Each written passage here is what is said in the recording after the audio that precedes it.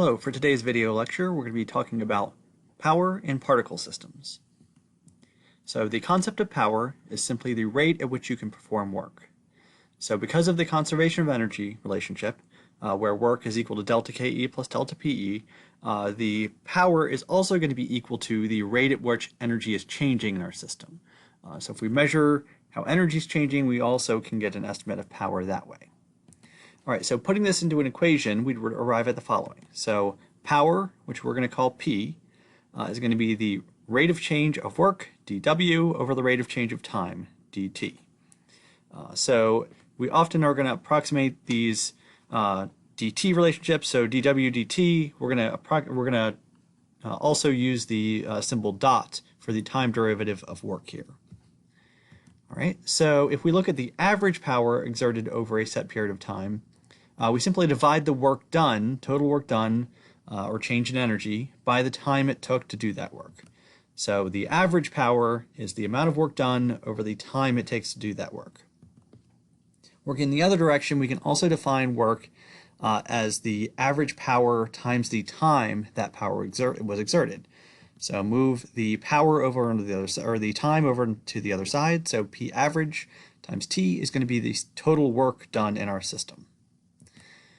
All right, so in examining the impact of power, we can imagine two cars of similar mass as shown below. So we've got a Ferrari and a Volkswagen Beetle here.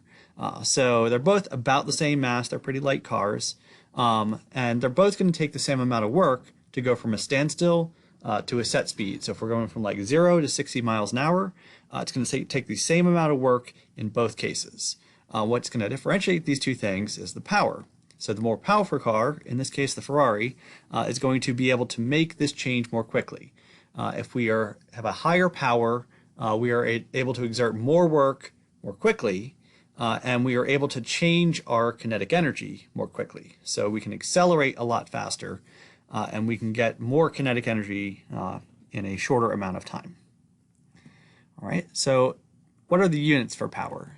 So the power units are generally a unit force times a unit distance per unit time.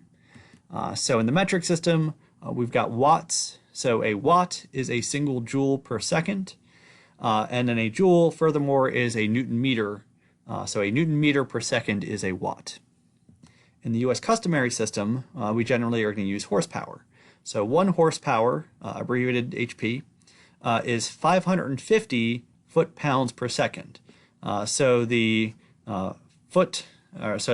reverse the order of these two things, but we've got pounds, which is force, feet, which is distance, over seconds. All right, and power and the energy equations. So how do we use these in our equations? For translational systems with no rotation, we'd have the following. So our average power is work over time. We can say that is the force times distance. So force times distance is our work over time. And then distance over time, that would be velocity. So we can also say the power is the force times the velocity of an object. All of those are going to be equal to the power, so I can kind of use these interchangeably. And generally, I'm going to plug some combination of that into the work and energy equation. So we have our work and energy equations, and our average power would be the change in energy over time. So delta KE plus delta PE divided by time would be equal to my power. So I can substitute in work over time, force times distance over time over here, force times velocity over here. All of those could go on the left side of the equation. And if we know the kinetic energy, change in kinetic energy, change in potential energy, and the time between the start and finish, we can put these into an equation. Alternatively, we could move time over onto the other side. So the change in kinetic energy plus the change in potential energy will be the average power times the time, where we can take this P average and substitute in any one of these values up here. So some combination of this equation, where we are doing work is equal to delta KE plus delta TE, we're kind of dividing both sides by time. We can use these when we have power as a known value here. All right, so the overall process you use for these problems, again, at its heart, it's a work and energy problem, and we're therefore going to use a very similar process. We're going to set up one diagram showing the initial state and some set diagram for the final state. So identify any forces that are going to do work between the two states, identify any known or unknown velocities in each state, identify any change in height, that would be for change in potential energy, identify any x values when we've got springs in our system, so elastic potential energy. So identify all those things, identify power if that is part of this equation as well, if we've got like the power of a motor in this system. And then you're going to use the diagram to put together a single conservation of energy equation. Again, work is equal to delta KE plus delta PE. And then I can put in the average power as work over time. And so I can work with these in some combination to set up our conservation of energy equation, now with the time variable in there.